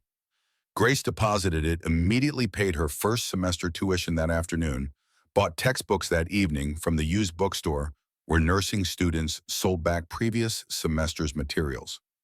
Real. This was real. She was going to nursing school. Ethan noticed her changed mood over dinner, the way she smiled at nothing and hummed while cooking scrambled eggs that were his favorite and her easiest. Mama, are you happy? Very happy, baby. Because of school. Because of possibility. Because things are changing. Good changing or scary changing? She thought about the question about the next 18 months of exhaustion and stress, and hoping everything held together long enough to reach the other side. Both. The best changes usually are. March arrived with temperamental weather snow one day and 50-degree sunshine the next. Chicago, unable to commit to spring or winter. Alex's life had settled into new rhythms. Emma full-time now that shared custody was moot. Pat handling logistics while he figured out what unemployment looked like for someone with 8-figure net worth.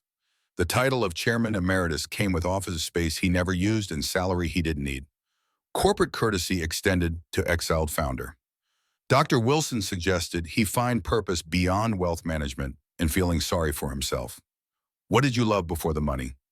Building things, solving problems, making systems work better. So build something, solve something. Stop defining yourself by what you lost and start defining yourself by what you create. He'd started volunteering at Chicago Children's Hospital, the place where Sarah died, now transformed into a place where he could help others live. The development department welcomed his expertise in donor relations and fundraising strategy, his wealth making him useful in ways that had nothing to do with writing checks. He was good at convincing other rich people to give money and making philanthropy feel like investment rather than charity. The work filled hours without filling the space Grace had occupied, but it was purpose, progress, evidence that he could function as something other than CEO or widower or man who destroyed the best thing that happened to him since loss. Emma noticed the changes during breakfast on a Saturday morning in late March, both of them eating cereal at the kitchen island while sun streamed through windows. You seem different lately. Different how? Less sad, still sad, but less. The observation was accurate.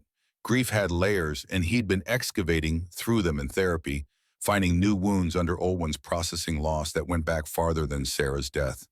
His father's emotional absence, his mother's death when he was 12, the friend in college who'd rejected him for not having family money. Each loss had built walls higher until Grace had crashed through them, and he'd panicked at the exposure. I'm working on being better. For Grace, for me, for you. If it makes me worthy of grace, eventually that's bonus. Emma swirled cereal and milk, considering. I saw her last week. His heart kicked. Where? At therapy, Dr. Wilson's office. She was in the waiting room when I came out. Emma's tone was elaborately casual, the way children sounded when they'd been holding on to information and finally found reason to share. She asked how I was. I said good. She said she was glad. Did you talk about anything else? I asked if she was still mad at you. She said yes, but less than before. I asked if she missed us. She said sometimes. Amand looked up from her cereal. I told her we miss her too, all the time. The admission landed gentle and devastating. What did she say to that? She said missing people is hard, but it means they mattered. Then Dr. Wilson called her in for her session.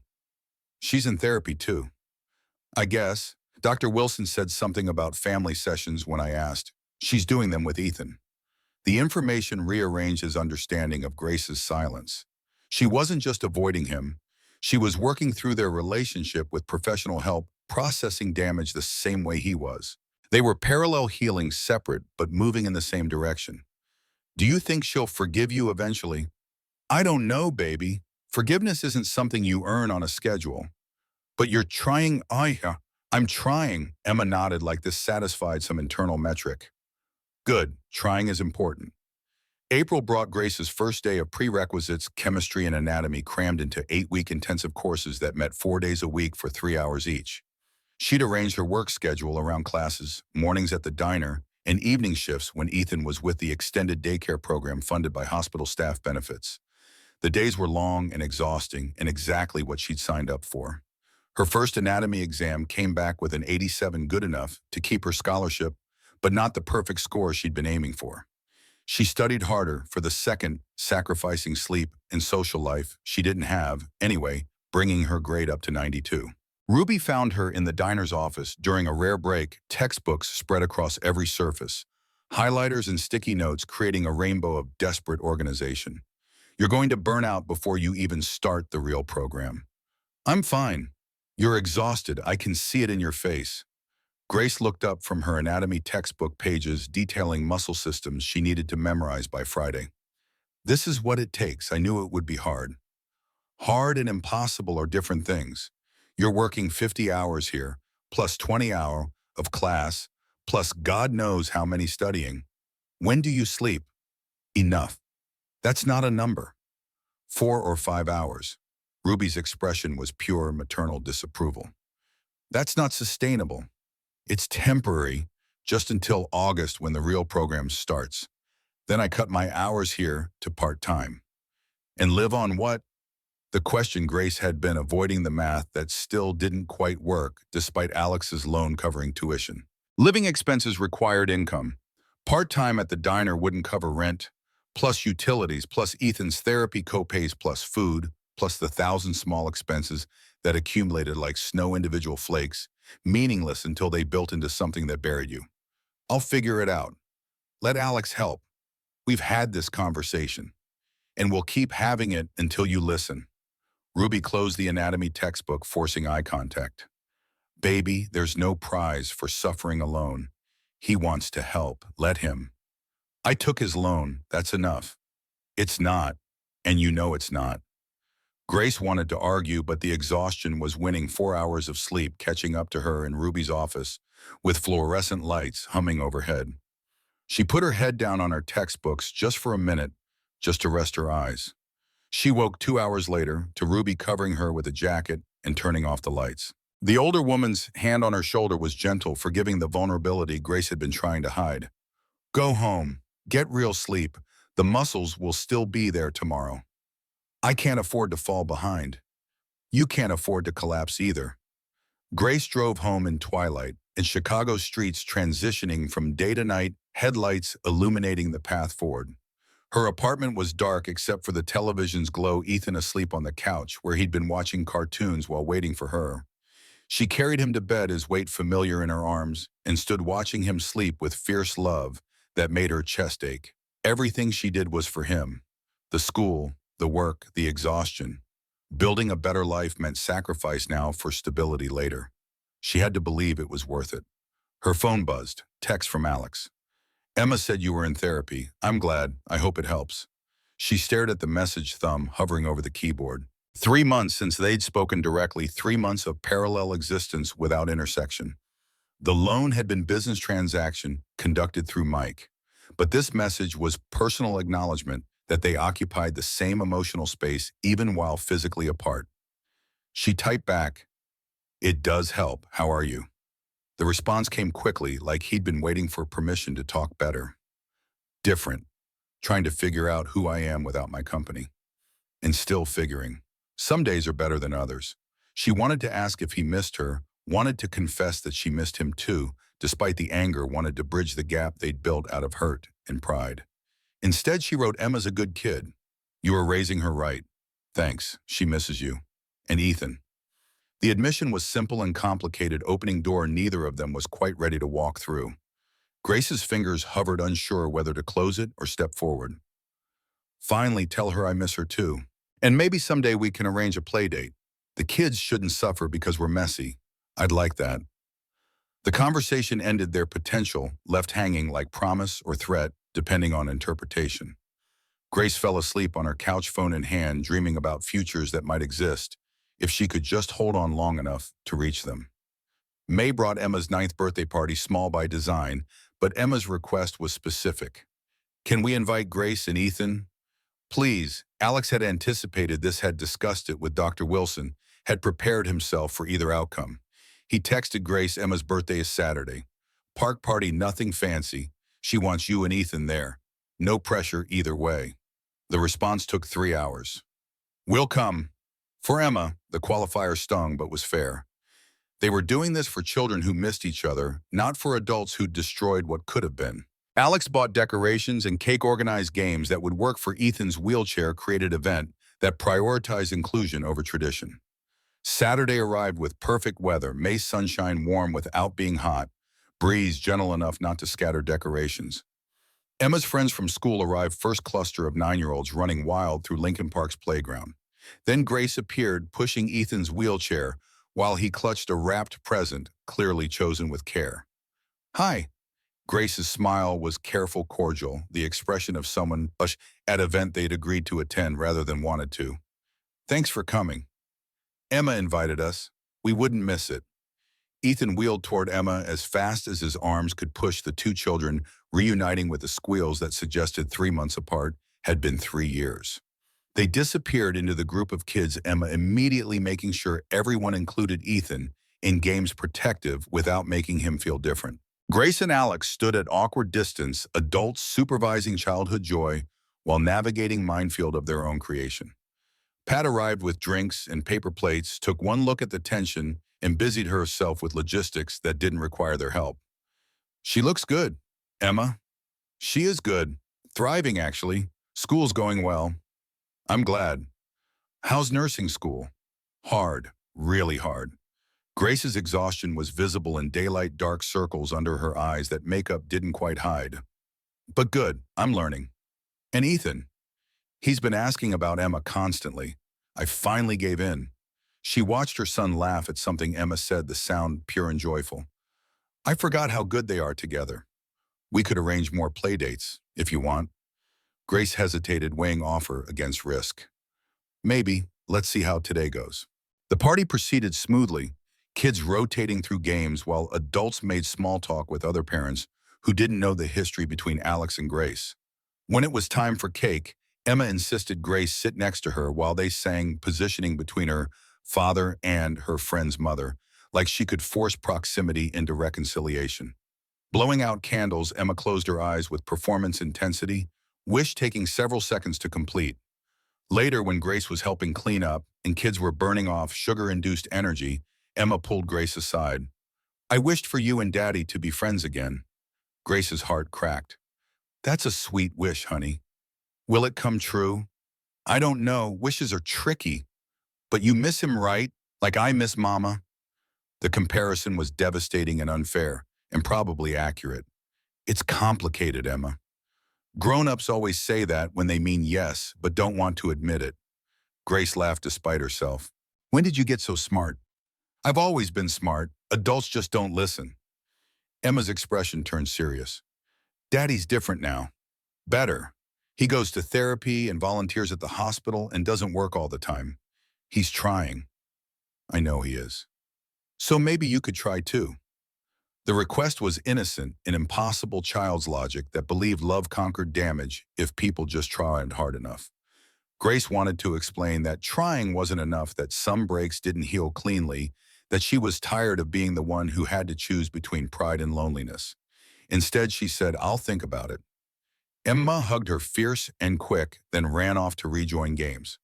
Grace stood alone, feeling ambushed by 9-year-old wisdom, wondering when she'd become the obstacle instead of the injured party. Alex found her by the drinks table, both of them pretending to organize cups that didn't need organizing. Emma cornered you? She's persuasive. She got that from Sarah. Stubborn certainty that love fixes everything. He stacked cups unnecessarily, hands needing occupation. I told her it's more complicated. Is it? Grace turned to face him fully for the first time today. Or have we made it complicated because we're both too scared to risk getting hurt again? The question hung between them, truth neither wanted to voice. They'd been in stalemate for months, both waiting for the other to break first, both protecting wounds that might have started healing if they'd let them. I don't know how to trust you. Grace's admission was quiet, meant for him alone. Every time I think about letting you back in, I remember how it felt discovering you'd been lying from day one, how stupid I felt, how small. I never meant to make you feel small, but you did. Your test did. Your money did. Everything about us was built on inequality you created and I didn't know existed. What would it take? His voice was raw, desperate. To trust me again. What would it take?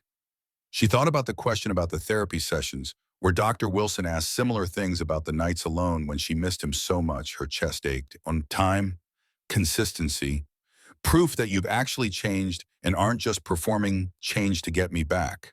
How long? However long it takes, she repeated his words back to him, the ones he'd told Emma about becoming better. This isn't a test with a passing grade. It's rebuilding something from scratch. Can we rebuild, or are we too broken? Grace looked at their children laughing together like the past 3 months hadn't happened, like love was simple when you were 9 and 6. I don't know, but maybe we could try being friends first. Real friends. No games, no tests, no ulterior motives. I'd like that. Then let's start there. Play dates for the kids, coffee sometimes.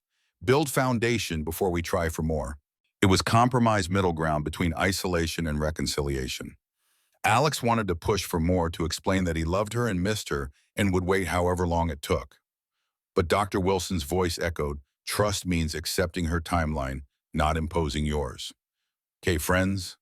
They shook hands, the formality, absurd, and necessary agreement witnessed by children in playground in Chicago sky stretching blue overhead.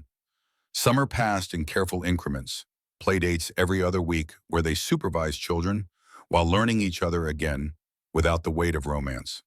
Coffee turned into lunches, turned into dinners where they split checks and talked about surface things: Emma's school, Ethan's therapy, Grace's classes, Alex's volunteer work. August brought Grace's transition into the full nursing program, intensity that made prerequisites look gentle by comparison.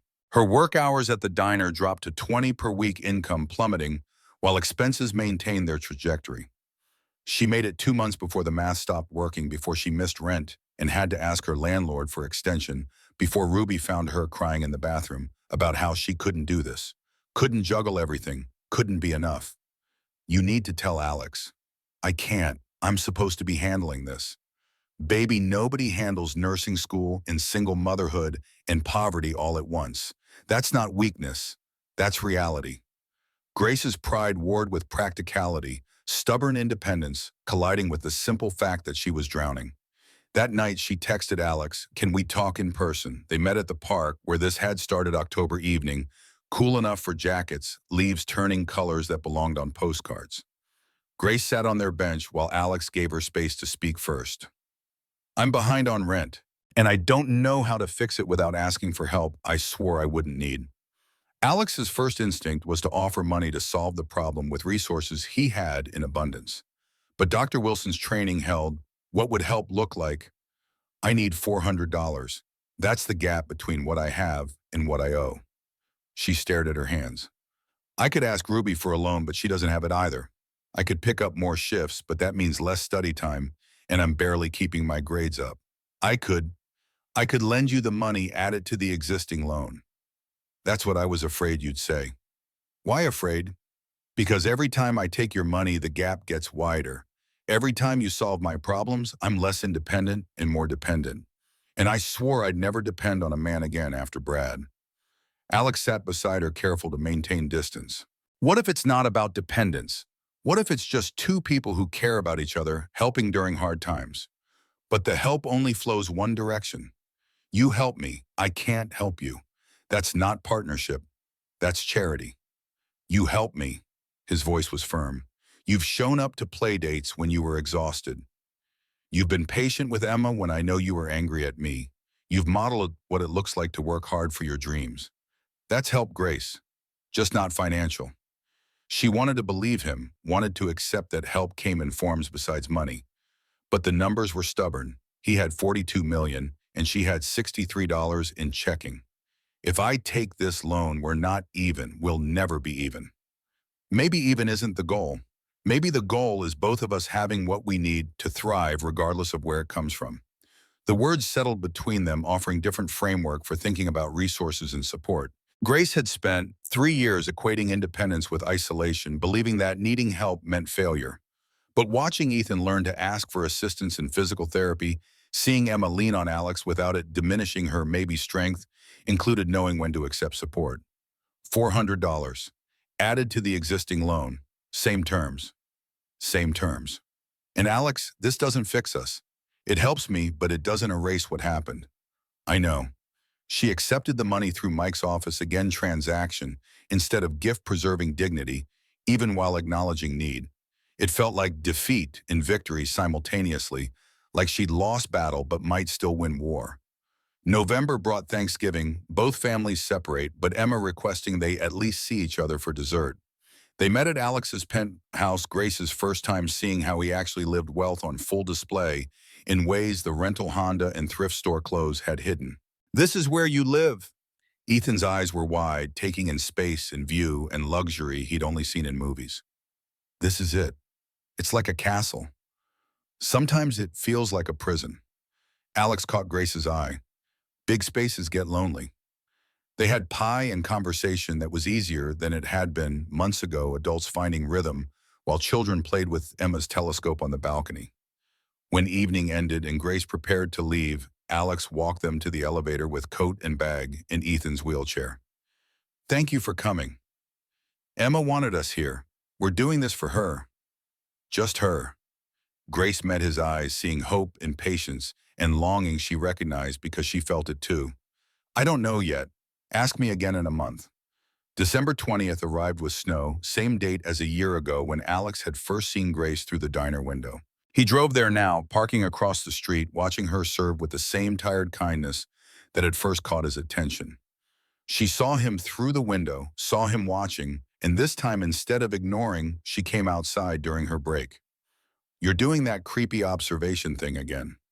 I was remembering, 1 year ago today I saw you for the first time and decided to test me and made the worst decision of my life.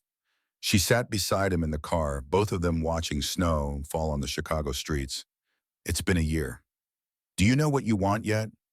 Grace thought about the question Dr. Wilson asked in therapy about the year of parallel healing, about coffee dates and play dates, and slowly learning to trust that Alex's changes were real instead of performance. She thought about Emma asking if her birthday wish came true, yet about Ethan's excitement whenever they saw Alex, about how her chest didn't ache quite as much when she let herself remember the good parts instead of dwelling on the lies. I think I want to try, really try, not friends, not business transactions, actually dating again with honesty this time. I'd like that very much, but slow, and if you hurt me again, I'm done, no third chances. I won't hurt you. You can't promise that, but you can promise to try not to. Can you promise that? He took her hand, the first intentional touch in months, feeling electricity that hadn't faded despite time and damage. I promise to try not to. I promise to be honest even when it's hard. Promise to respect your independence while supporting your dreams. I promise to trust you to know what you need. That's a lot of promises. I have a lot to make up for. She leaned her head against his shoulder, gesture of trust that cost her but felt worth the price. Don't make me regret this. I won't. They sat in the car while snow accumulated on the windshield, while their breath fogged windows, while Chicago moved around them, indifferent to their reconciliation or their history. New beginning built on old foundation, attempting architecture that might hold this time if they both chose honesty over protection. I should get back. Break's almost over. Can I see you this weekend? Real date, not playground supervision. Real date. You pay because you can afford it and I can't, and that's okay because relationships aren't ledgers. Okay. She kissed him before leaving brief and careful question mark instead of period. Then she was gone into the diner while he sat alone with hope that felt fragile and real. The months that followed were slow, rebuilding, honest conversations replacing careful distance. Real dates where they talked about futures instead of dwelling on past. Family dinners where kids set table and adults cooked together. Grace's classes consuming her days while Alex's volunteer work gave him purpose. They fought sometimes old wounds reopening when stress hit, but they fought honestly now, trusting that anger didn't mean ending. February arrived with Grace's graduation, 18 months of exhaustion, culminating in ceremony, where Emma and Ethan cheered loudest. The auditorium at UIC was packed with families celebrating futures earned through sacrifice. Alex sat in the audience beside Ethan's wheelchair, Pat holding Emma's hand, and all of them there to witness Grace cross the stage and claim a degree that represented more than education. It represented possibility.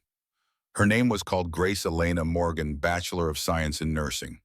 She walked across that stage and borrowed regalia diploma in hand and found Alex's eyes in the crowd. He was crying, she was crying. Emma was crying.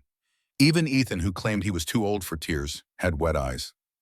After the ceremony in the parking lot where celebrations spilled into dusk, Grace found Alex waiting with flowers' simple grocery store bouquet because she'd told him once she preferred those too expensive arrangements that felt like showing off. Congratulations, Nurse Morgan. Thank you.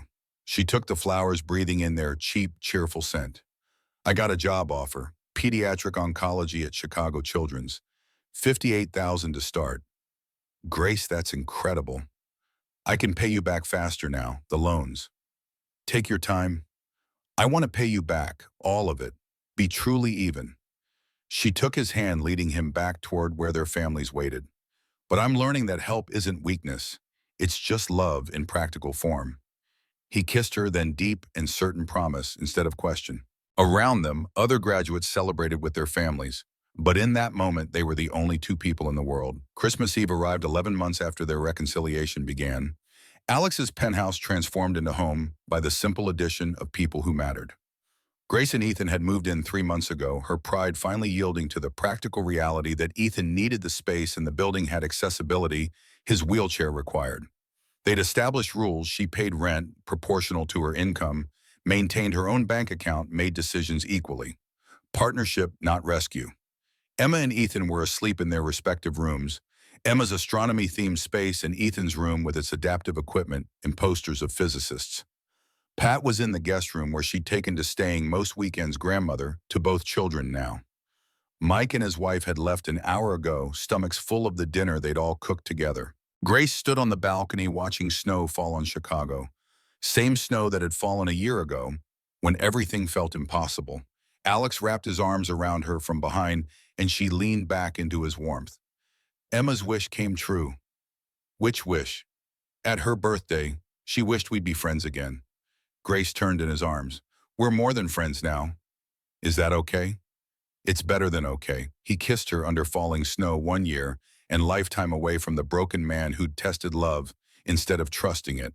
She'd taught him what Sarah had tried to teach him, that love without risk wasn't love at all, that walls built for protection became prisons, that the only thing worth testing was your own capacity for faith. I love you, not the poor version or the rich version, just you. I love you too, the broken version who's learning to be whole. Inside, someone had left the television on holiday movie playing to an empty room. But they stayed on the balcony, two people who'd found each other through lies and rediscovered each other through truth.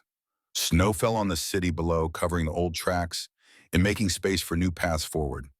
The future was uncertain, complicated, full of logistics about his money and her independence and how to build partnership from unequal resources. But for tonight on this balcony with snow falling and love hard won, none of that mattered.